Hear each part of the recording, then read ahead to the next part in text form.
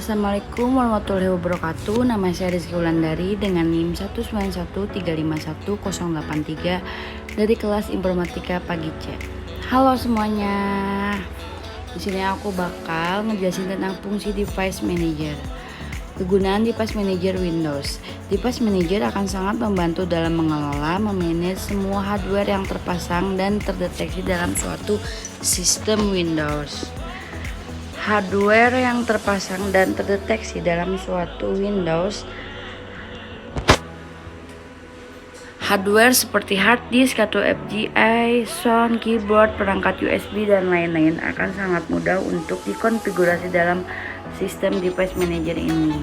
Fungsi kegunaan Device Manager antara lain menunjukkan suatu hardware, menunjukkan informasi detail suatu hardware, mengelola driver hardware, disable dan enable hardware, mengidentifikasi konflik antar hardware, dan lain-lain. Nah, jadi caranya tuh Windows dan X ditekan secara bersamaan, lalu bakal muncul pilihan seperti ini dan klik Device Manager. Lalu setelah diklik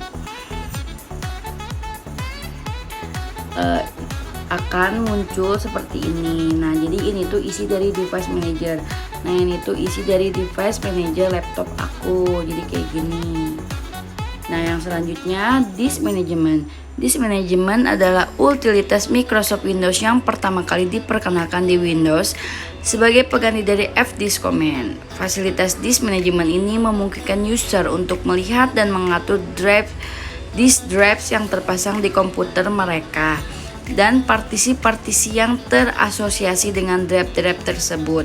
Disk Management adalah tool internal dari Windows untuk melakukan pengaturan, konfigurasi hard disk, SSD, flash disk, atau media penyimpanan lainnya.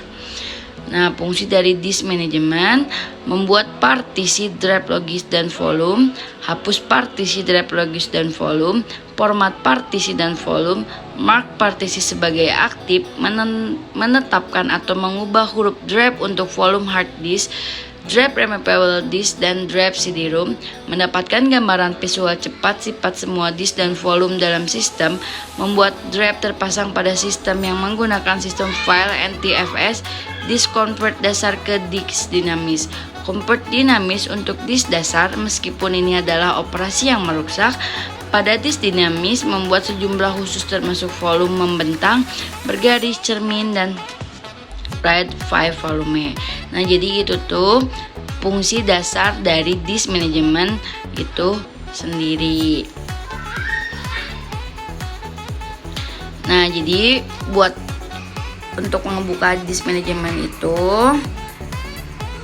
caranya tuh sama kayak yang awal, Windows dan X ditekan secara bersamaan, lalu bakal muncul kayak gitu, dan pilih Disk Management, diklik, lalu isinya tuh kayak gini. Nah, itu Disk Management laptop aku, isinya tuh kayak gini.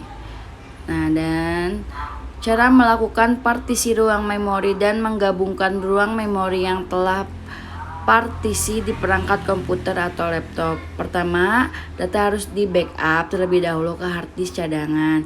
Jika suatu hard disk lebih dari satu partisi, hapus terlebih dahulu partisi hard disk existing. Jika sudah kosong, kemudian diproses penghapusan partisi.